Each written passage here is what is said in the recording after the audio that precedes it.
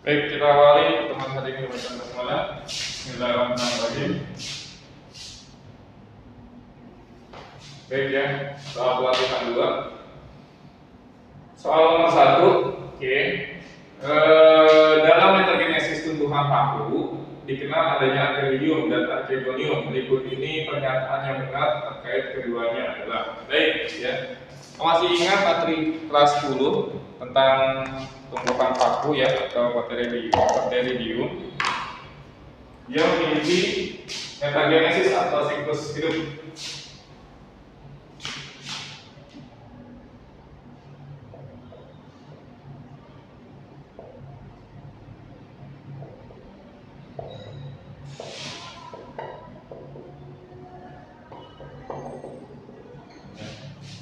Siklus hidupnya ada dua, nanti ada dua fase, ada fase gametofit dan fase sporofit.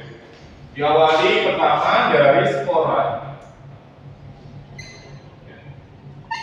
Nah, spora ini nantinya ketika dia jatuh di lingkungan yang memungkinkan untuk tumbuh, gitu ya, yang cocok artinya nanti dia akan berkecambah menjadi namanya protalium.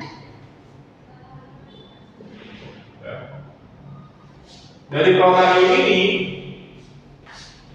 nantinya akan menjadi dua berkelamin, ada archegonium, ada antheridium.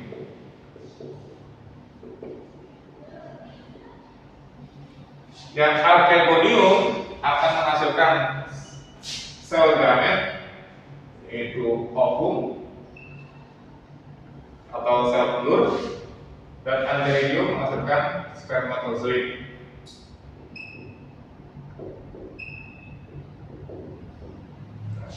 Nanti spermatozoid dan ovum akan mengalami pembuahan atau fertilisasi ya, menghasilkan sel namanya zigot.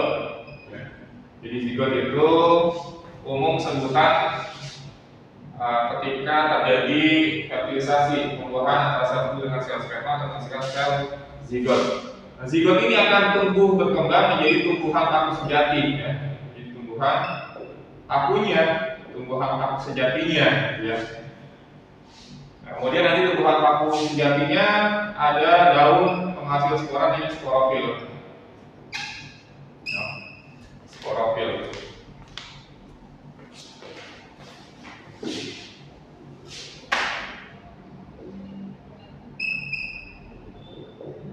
Kemudian sporofil nanti ada kumpulan dari atau sporanya itu terdapat di kotak spora atau sporanium.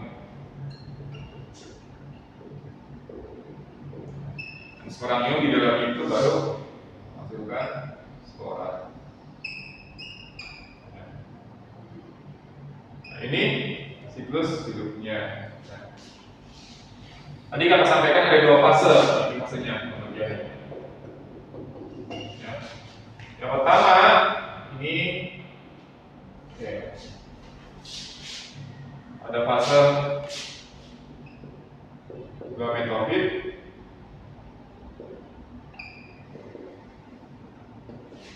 Ini fase sporofit. Sebelum kita masuk ke apa perbedaan fase gametofit sama sporofit, kita juga harus mengetahui set kromosomnya ya. Spora ini set kromosomnya nukleik ya, N. Protalium karena terkenal di spora masih N. Archegonium N, antheridium N juga. Ovum yang dihasilkan N, spermatozoid juga N. Zigot karena peleburan antara ovum bersama spermatozoid maka dia menjadi 2 N. Tumbuhan paku 2 N juga. Dan sporofil 2 N, sporanium juga sama 2 N. Ya. Ini set kromosom. Sekarang kita masuk ke perbedaannya. Fase gametofit yang pertama ciri-cirinya adalah menghasilkan gamet.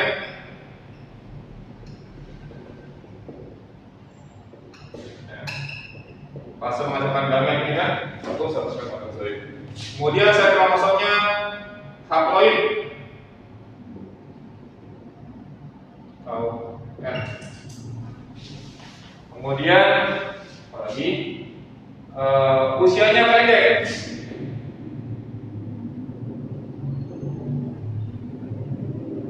Maksudnya apa usia pendek? Usia pendek itu proses dari spora sampai menghasilkan ovum itu dia cepat, ya, nggak lama, itu usianya pendek. Kemudian berklorofil dia.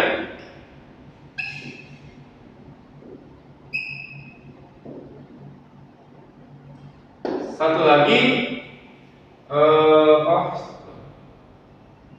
keturunan vegetatif. Keturunan vegetatif maksudnya ini itu hasil dari perkembangan vegetatifnya tanpa kawin. Ini fase gametofit. Fase sporofit yang pertama menghasilkan spora.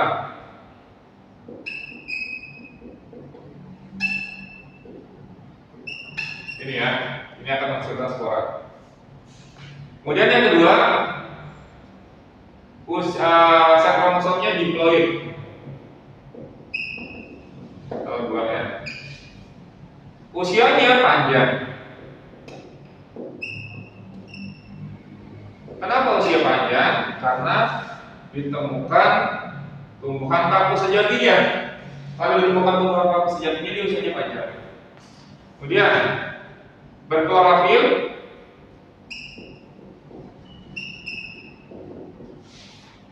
keturunannya generatif. Ya. Ini nih bentuknya zigot hasil dari peleburan satu sama sel sperma.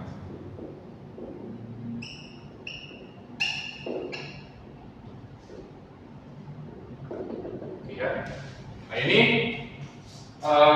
siklus hidup tumbuhan paku ya, jadi berbeda kan. Nah ini skemanya. Kalau kita pengen lihat gambarnya, ini. Oke, ini yang ada maksudnya siklus-siklusnya. Ya. Jadi kalau dilihat yang bawah ini fase gametofit, yang atas fase sporofit. Semoga terlihat. Ya, yang atas, maaf, yang bawah fase gametofit, yang bawah fase sporofit. Ya, dari spora kemudian bercabang menjadi protarium, kemudian protarium akan membentuk antheridium dan archegonium. Antheridium menghasilkan sperma, archegonium menghasilkan telur. Nah, tahapan itu nanti sporofit. Gametofit. Kemudian atasnya telur sama sperma melakukan fertilisasi bentuk zigot. Zigot tumbuh menjadi tumbuhan paku sejatinya, ya, dewasanya.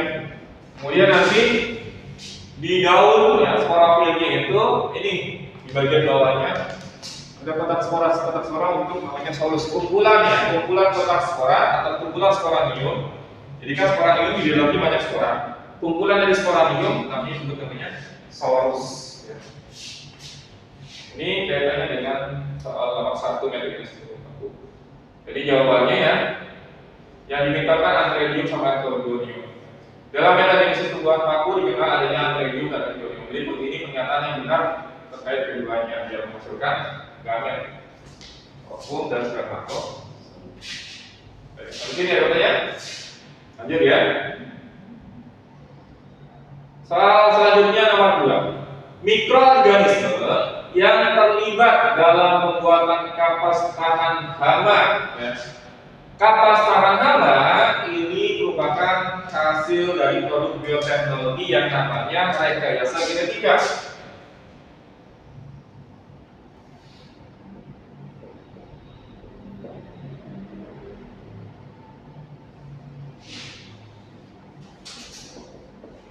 Sebagaimana dalam pembuatan hormon insulin ya.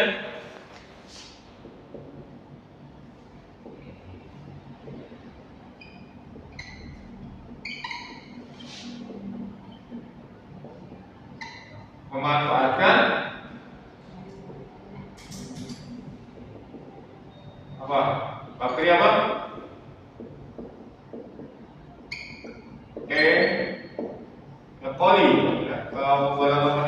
itu memanfaatkan bakteri. Silakan. Ini jawabannya? Ya? Kanser.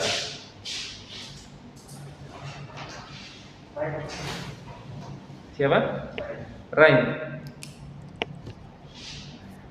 Kanser kelihatan nggak di situ? Di sini aja kalau nggak? Kelihatan. Kalau ini nggak kelihatan, tenang diri. Kanser sama Rain.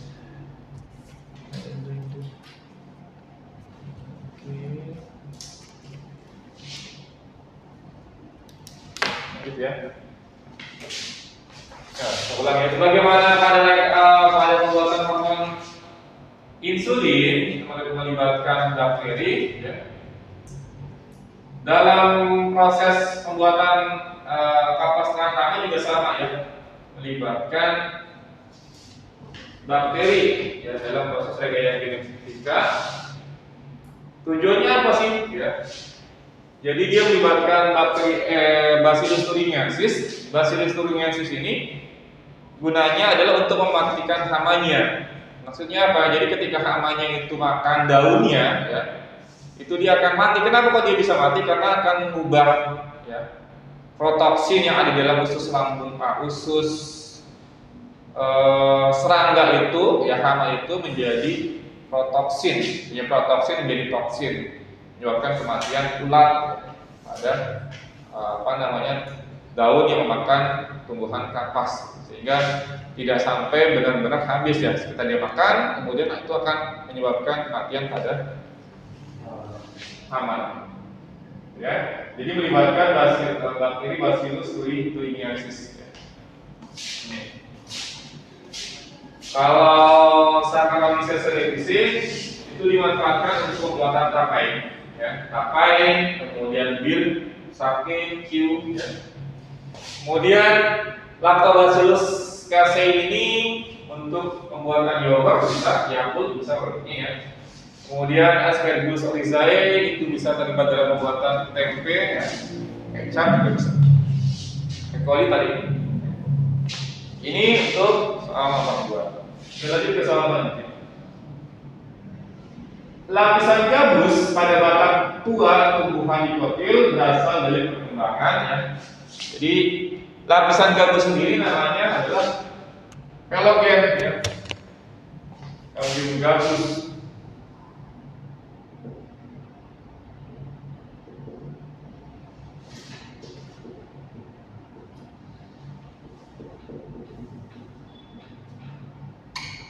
Nah, kamium gabus atau velogen ini yang nantinya akan menyebabkan pertumbuhan meristem lateral ya.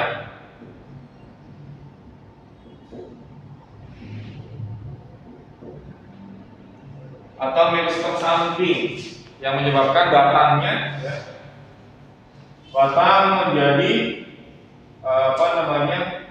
tebal ya, meristem lateral atau meristem samping. Nah, perkembangannya ada dua ya. Dia akan bentuk velum dan velogram. Velum perkembangannya ke arah luar.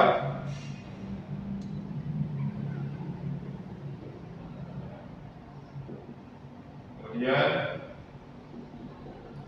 velogram ke arah dalam. Luar sama dalam segi.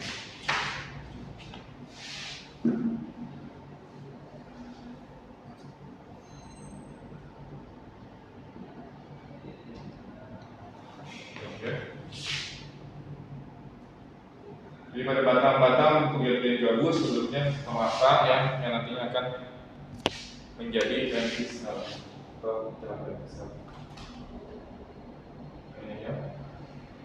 Jadi salah epidermis, kemudian kamium meristem lateral atau kamium gabus, dia perkembangan ke arah keluar membentuk velum, ke arah dalam membentuk velogram. Kita lihat sini ya, fungsinya mengganti epidermis sebagai pelindung serta menjaga hilangnya air dalam proses pengelolaan. Jadi lapisan gabus pada batang tua tumbuhan dikotil berasal dari perkembangan velogen. Asalnya adalah velogen. Batang Orang yang sudah tua kan biasanya dia akan semakin besar ya. Lanjut. Manakah dari berikut ini yang berasal dari perkembangan ektoderm embrio? Oke, perkembangan embrio ya, lapisan embrio.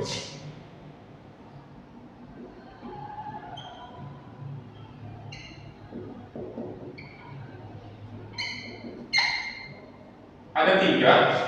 Yang pertama ada namanya lapisan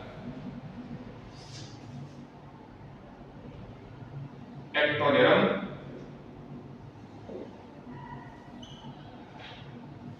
Ektoderm itu perkembangannya yang lapisan ektoderm itu akan membentuk 3 jaringan.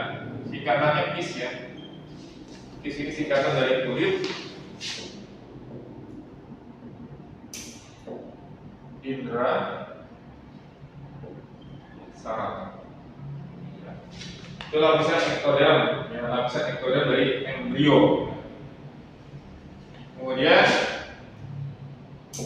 mesoderm. Mesoderm akan membentuk tingkatannya ke Dr. Bejo. Yang pertama kelamin, ke-nya atau reproduksi ya, kelamin atau reproduksi. Kemudian darah, tulang, ekskresi, jantung, otot. Lapisan mesoderm akan membentuk jaringan ini. Yang ketiga ya, endoderm.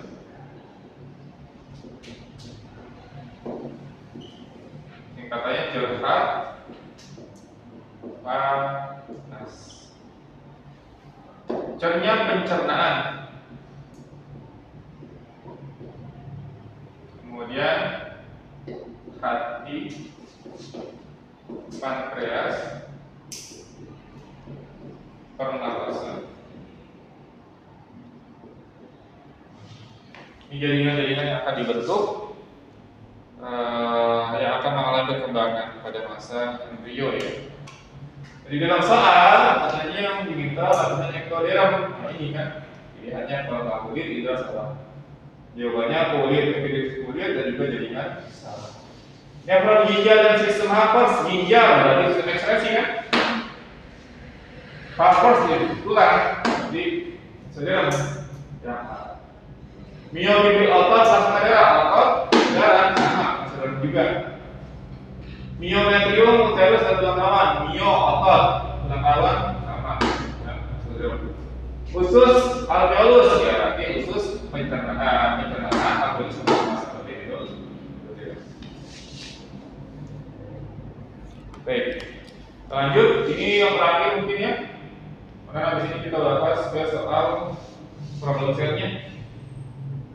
Oke, ini perbedaan makhluk kematangan seksual pada kata Cleopatra, Nana Pipiens dengan kata kayu, Nana Sylvatica menyebabkan dua spesies mengalami isolasi reproduksi, yaitu ya, berarti perbedaan isolasi reproduksi nih ya. Apa itu isolasi reproduksi?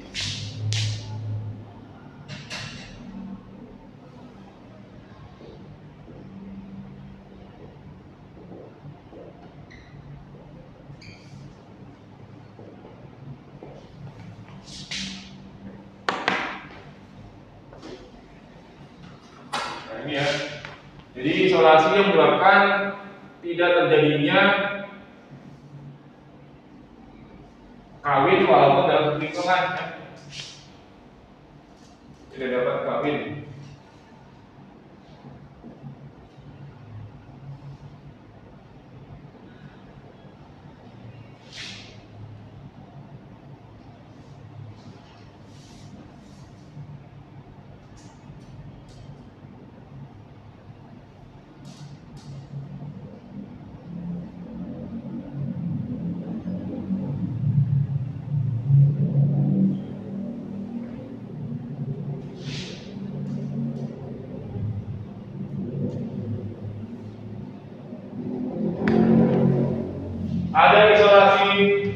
prazigotik, ya, dan postzigotik, pra dan pasca.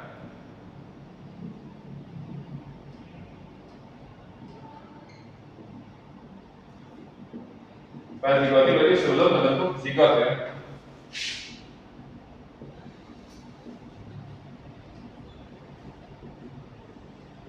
Zigot. Kemudian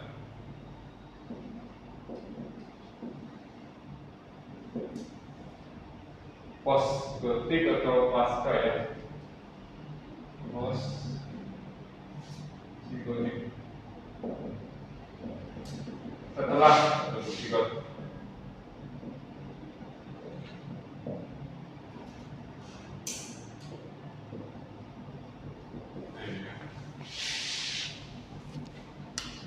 Yang isolasi prazigotik dibagi menjadi 5. Ada isolasi beta,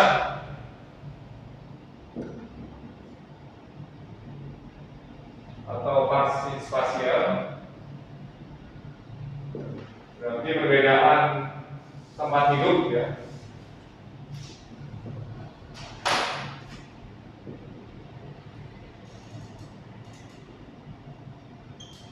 Kemudian isolasi temporal atau musim, matangnya perbedaan waktu kawin, ya, atau pematangan bebek.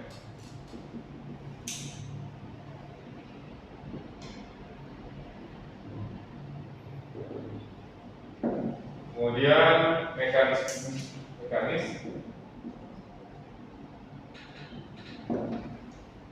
ketidakcocokan struktur padat kelamin.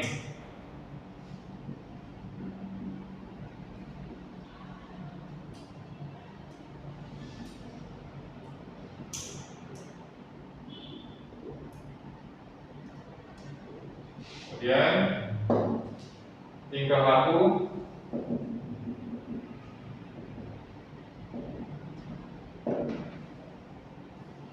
perbedaan kebiasaan,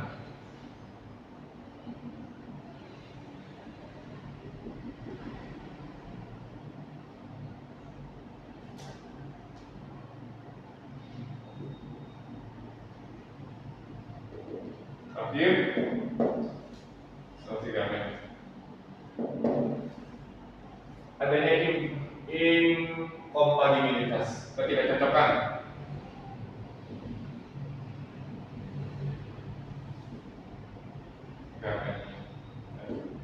Ini isolasi prazigotik, ya.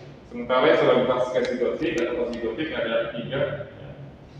Perkembangan bibit mandul.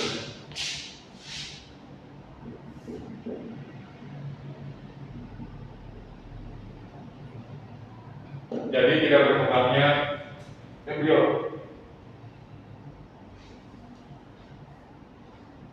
Zigot tidak berkembang.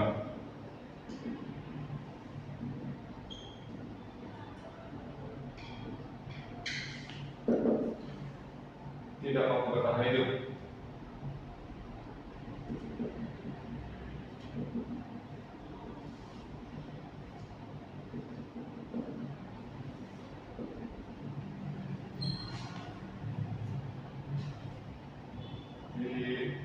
Viabilitas, ya, atau masih belum dewasa.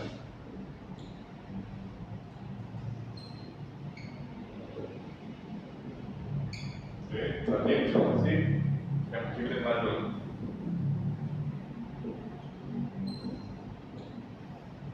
Tidak mampu melestarikan dirinya.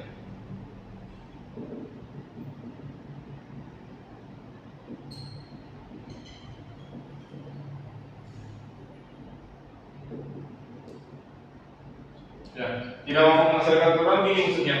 Pernah dengar nggak hewan TikTok? Belum, ya? Kalau sekarang TikTok aplikasi, ya. Iya, ada hewan TikTok. Hewan TikTok itu perkawinan terakhir bisa mentok. Ya. Coba searching di Google, ya. Baca TikTok ada. Nah, TikTok itu perkawinan itu bisa mentok. Ya. Tapi si TikTok ini nggak bisa kawin sesama TikTok karena dia mandul. Terus bagaimana untuk mengembangbiakannya? Dari ini sama mentok. kantor lagi, ya. Itu maksudnya. Ya. Baik, ya, ini terkait dengan soal nomor 5. Ya. Jadi jawaban yang tepat tadi sudah dijawab sebenarnya, yaitu isolasi temporal. Ya. Baik, sampai di sini untuk pembahasan soal pelatihan. Kita lanjut ke problem setnya. Silakan di-download dulu problem set. Apa ada yang sudah dikerjain? Itu loh. Nah, kalau bisa untuk problem setnya kedepannya di-download langsung dikerjain saja, dikerjakan. Ya. Jadi nanti kita bahas nanti problem setnya kalau sudah dikerjakan yang tadi yang paham. Ini waktunya terbatas ya. Problem set.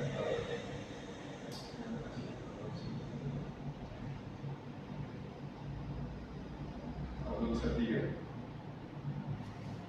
10 menit lagi. Jadi download belum? Belum ya, di download dulu deh. Kita lanjut ya. Nah, kita lanjut ke pembahasan problem set ketiga. Soal nomor 1. Kumpulan aneka jenis rumput yang tumbuh bersama dalam satu habitat merupakan satuan, ya. Oke. Ini kaitannya dengan ekologi, ya. Bagus.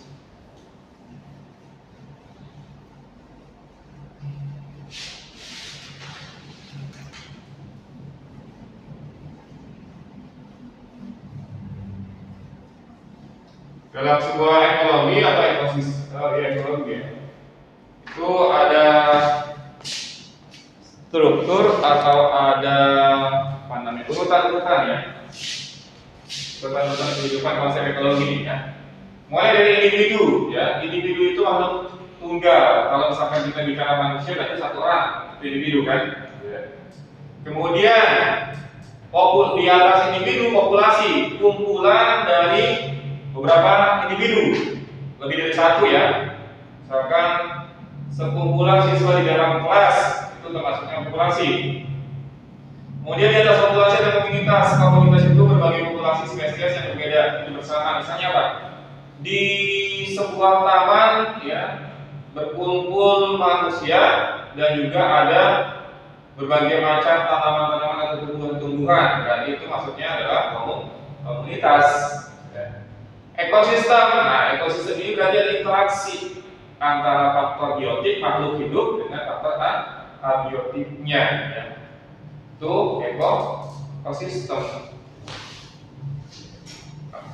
Dalam soal yang diminta adalah kumpulan aneka jenis rumput. Nah, rumput kan jenisnya nggak cuma satu, kan?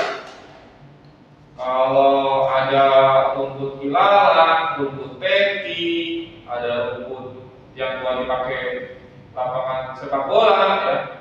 Ada rumput gajah buat makanan sapi. Ya. Jadi kumpulan beberapa jenis aneka rumput berarti kumpulan dari populasi. Kumpulan populasi dari namanya komunitas. Bioma apakah? Bioma itu untuk sebutan ekosistem darat, ya. Terestrial namanya bioma. Nah, ekosistem kan dibagi dua, ada ekosistem darat dan ekosistem akuatik. Kalau nis apa nis itu cara hidup makhluk hidup namanya nis. Rasanya, ya. Terlalu, ya, cara hidup suatu organisme, itu namanya terlalu atau nis. Karena nanti untuk dia bisa ada kompetisi, ya, persaingan itu dikatakan valuenya itu harus sama. Cara dia hidup harus sama. Tempat hidupnya sama, habitatnya sama, tapi nisnya berbeda, itu tidak akan terjadi kompetisi. Misalnya gimana? Yang satu keluar pada malam hari, ya, yang satu keluar pada siang hari. Ada hewan yang disebutnya keluar pada malam hari namanya nocturnal, siang hari diurnal. Makannya sama sebenarnya, sama-sama serangga. Cuman karena waktu keluarnya berbeda, aktivitas berbeda, maka tidak akan terjadi kompetisi. Seperti biasa. Baik, itu untuk soal mas. Berarti pesawat saja. Pernyataan berikut ini yang benar mengenai kategori tumbuhan parasit. Nah, ya, tumbuhan parasit, ya.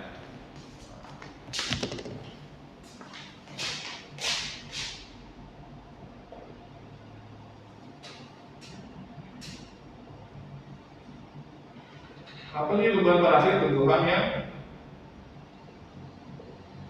yang merugikan inangnya, dibagi menjadi 3 ya. Ya, tumbuhan parasit dibagi menjadi 3. Pertama ada namanya hemiparasit. Apa tuh hemiparasit? Setengah parasit ya. Contohnya apa? Benalu.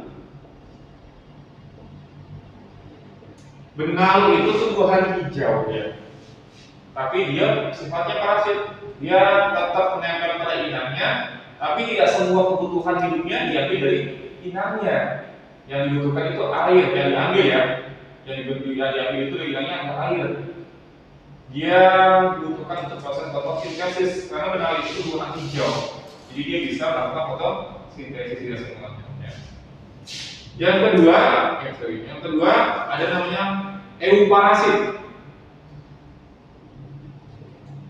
Euparasit itu parasit sejati.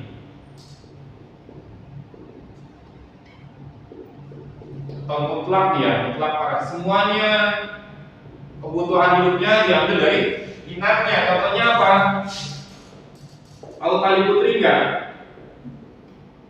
Dulu kakak kecil tali putri itu dipakai buat minyak karena bentuknya unik dan panjang.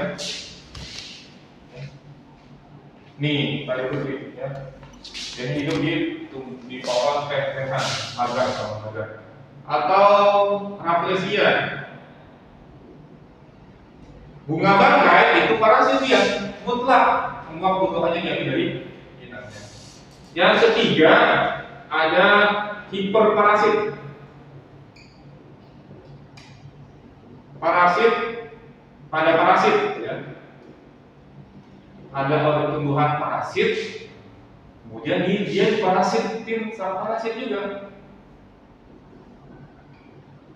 Contohnya apa? Viscum.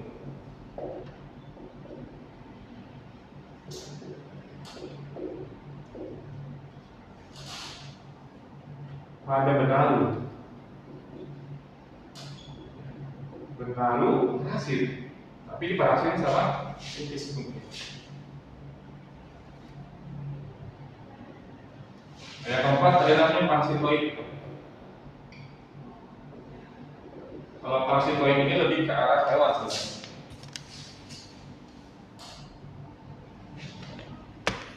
Serangga yang dalam masa hidupnya bersifat parasit terhadap serangga parasitnya.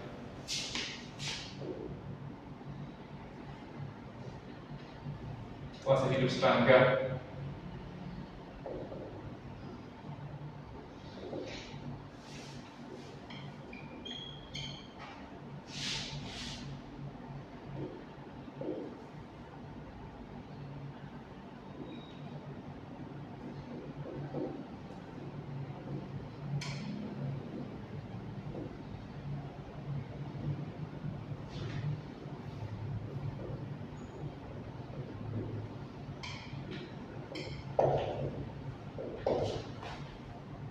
Contohnya Trichogramma ya. Trichogramma terhadap ulat pengerek flu.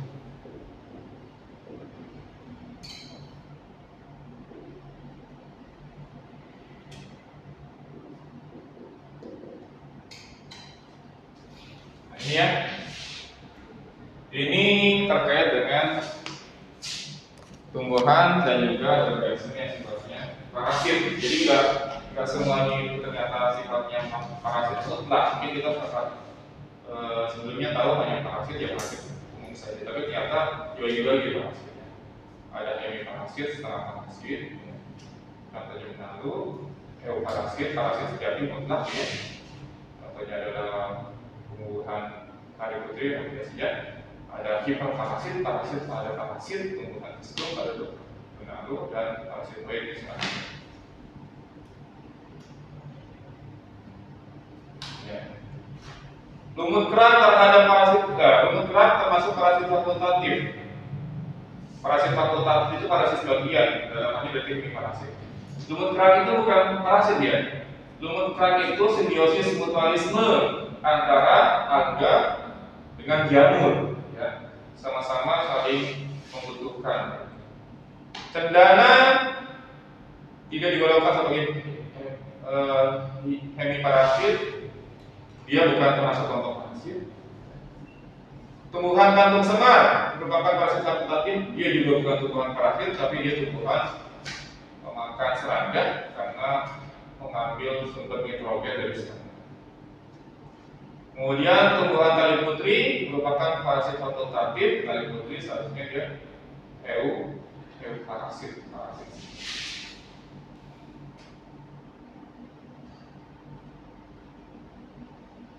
Ya, ini pembagian terkait dengan tumbuhan-tumbuhan parasit. Nah, sepertinya sampai sini mungkin yang bisa bahas untuk soal pelatihan, konsepnya. Ada yang bisa sampaikan ya? Kalau bisa tadi pesan kakak di rumah dikerjakan soalnya. Nanti yang enggak tahu atau yang paham dibahas. Waktunya sudah lewat. Ada pertanyaan? Ada? Jelas? Obligat itu mutlak, fakultatif sebagian. Ya, nama lain. Ada lagi?